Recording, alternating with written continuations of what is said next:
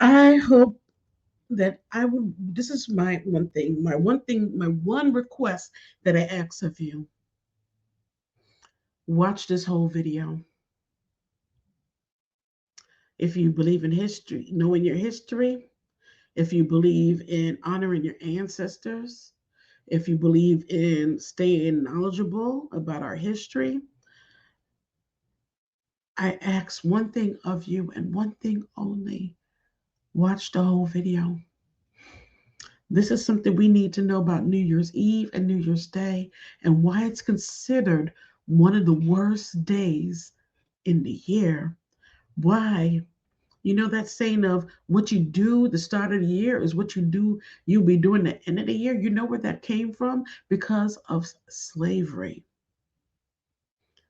I urge you, please, I beg you, and I'm asking on the behalf of ancestors to watch this whole video.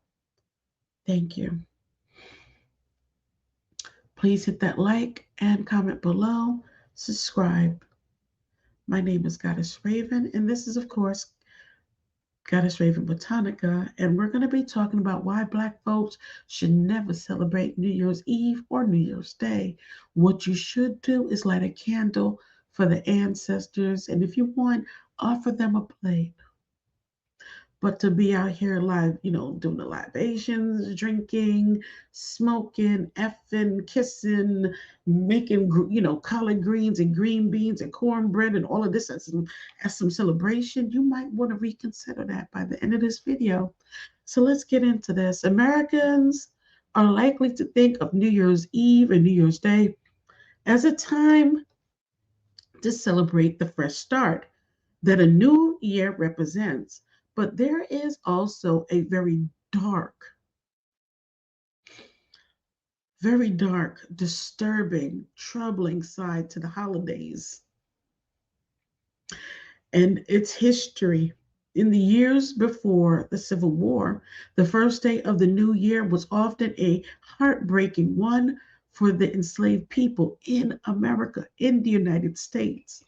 In the African American community, New Year's Day used to be widely known as Hiring Day or Heartbreak Day. So when people start, they're like in hoodoo, this especially in hoodoo, they talk about, you see people talking about, oh, make sure you have some money in your hand, when January 1st hit and that ball is going down, make sure you're rubbing on some money and counting up some money. Guess who was counting up the money on January 1st? Slave owners. The only one that was celebrating New Year's Eve and New Year's Day were the slave owners. They were rejoicing with meals that were prepared by the slaves because they made a profit for the plantation or they made a profit in their home by selling our ancestors. Now, as the African American, there's an African American journalist, William Cooper, now described it because enslaved people spent New Year's Eve waiting, wondering if their owners were going to rent them out to someone else, thus potentially splitting up their family. So there was nothing joyous going on New Year's Eve.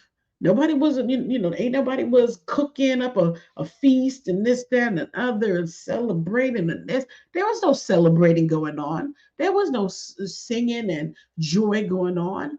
It was fear, anxiety, scared, helpless, because you didn't know what you could do to stop your aunt, your daughter, your son, your uncle, or whoever from being sold to somebody else, and where you could potentially not see them for the rest of your life. This is what was going on. People were waiting. The renting out of slave labor was a relatively common practice in the antebellum South and a profitable practice for white slave owners and hirers. So only thing that came with abundance and prosperity was for the white slave owners and hirers. Those were the ones who were making money, for January 1st.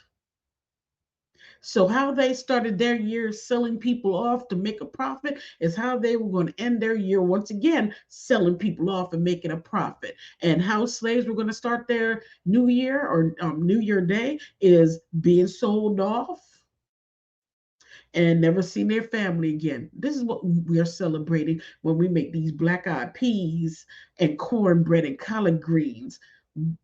What are we're celebrating? What are we exactly celebrating? When they tell us in hoodoo and they tell us in these other cultures to make these items and touch money and make the beans and make the rice and you're not supposed to wash clothes because you could lose family. You know what? This was the superstition because if they wash clothes, they thought of that could be a superstition of they could lose their loved one because their loved one could potentially be ending up on the auction block. That's what that had to do with.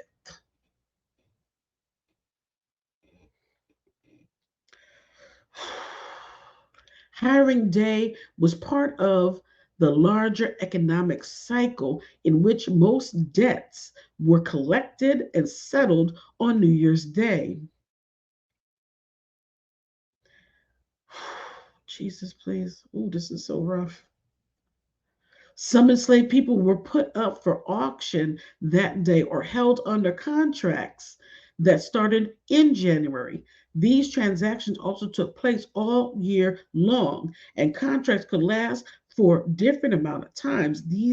Deals, these deals were conducted privately among families, friends, and business contacts, and slaves were handed over in town squares. Okay. They were handed over in town squares, on courthouse steps, and sometimes simply just on the side of the road. Accounts of cruelty of hiring day comes from records left by those who secured their freedom.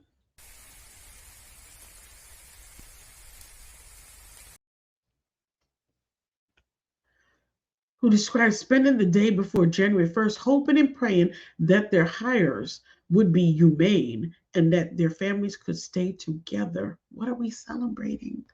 By making peas and cornbread and collard greens. What are we celebrating when we go out to these parties? Because the only ones that were celebrating were whites, the owners, the hirers, the handlers. They were the only ones that were celebrating. They the only ones who had something to celebrate while we were in mourning because we lost our child, we lost our uncle, we lost our cousin, we lost our brother, we lost our auntie, we lost our father because they had been sold to another farm far away. Of all days in the year, the slaves dreaded New Year's Day the worst of any. A slave named Lewis Clark said in an 1842 account, on New Year's Day, we went to the auctioneer's block to be hired to the highest bidder for 1 year. Israel Campbell wrote in a memoir published in 1861 in Philadelphia, in which he described being hired out not once, not twice, but 3 times.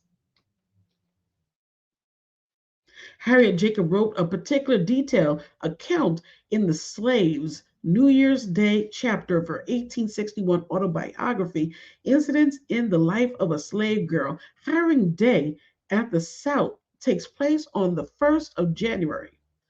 Now, on the 2nd, the slaves are expected to go to their new masters. She observed slave owners and farmers renting out their human slaves for extra income during the period between the cotton and the corn harvest.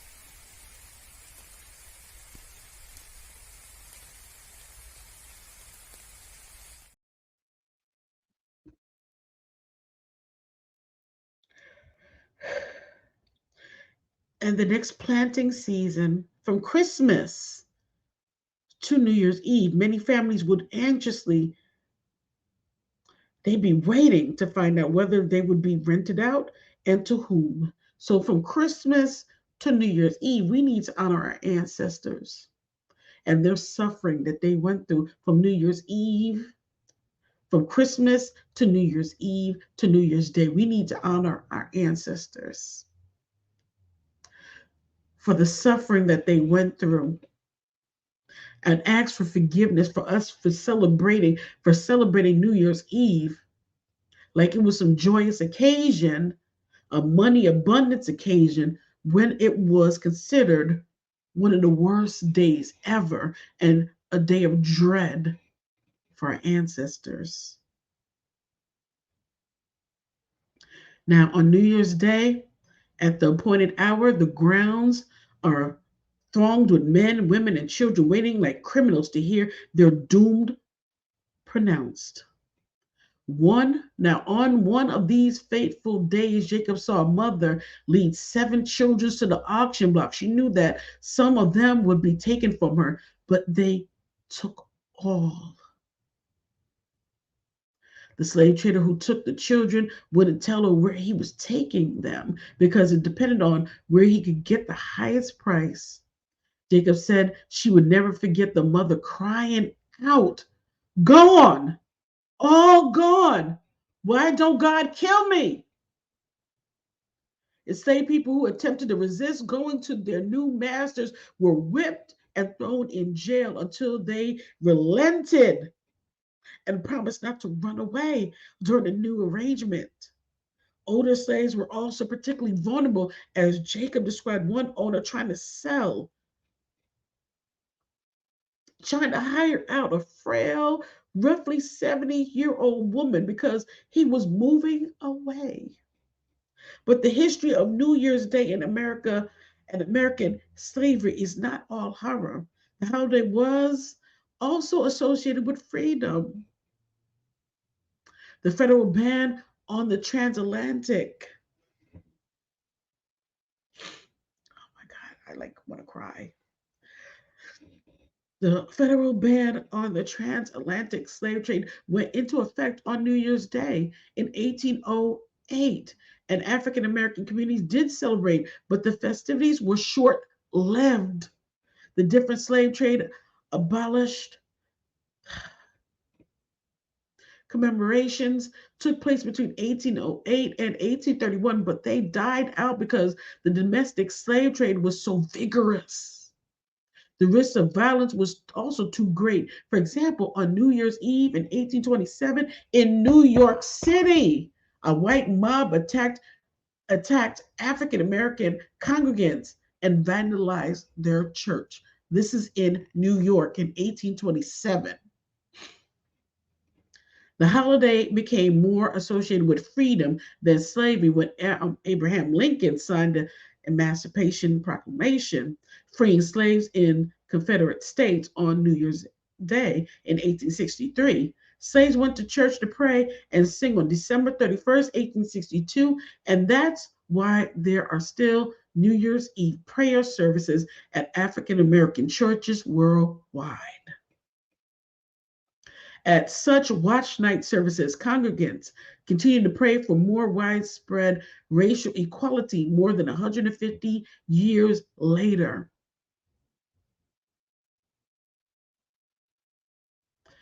The only thing that I want to change, the original version of this story states the year of the attack on the African American church on New Year's Eve in New York City. It wasn't. It was in 1827, not 1927. Okay, but okay.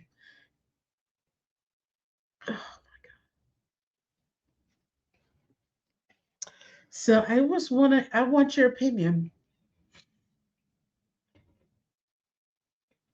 I think we need to honor our ancestors. We need to light a candle for them.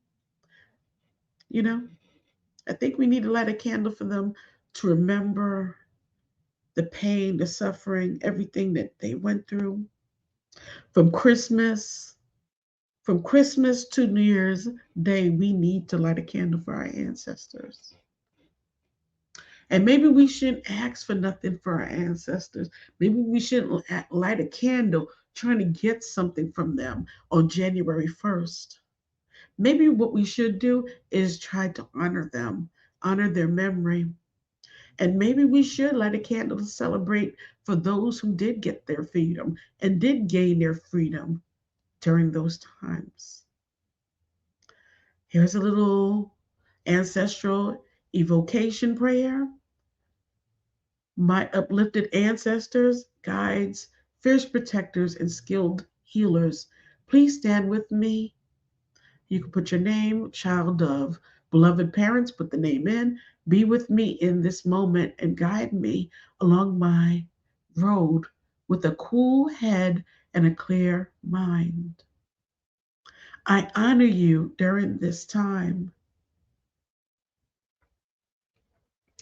I thank you for guiding the way for my other ancestors, to my grandparents, down to my parents, to get me to this point that I am today. I am the root of your root, soil of your soil, bone of your bone, and blood of your blood, not deaf to our sincere cries, nor blind to our honest.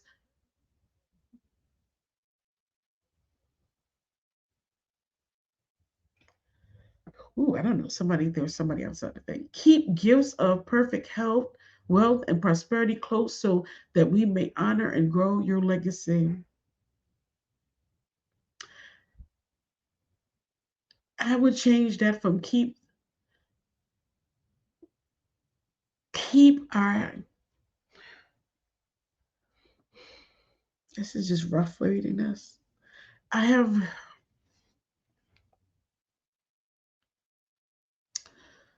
I think y'all should just make your own ancestral evocation prayer. And, just end it with, maybe honor and grow your legacy. I have not forgotten my commitment to our lineage, and I vow to never forget. Thank you, and Ashe. Anything to do with prosperity, health, all that other stuff, I'll take it all out. But I want y'all honest opinion. After hearing this,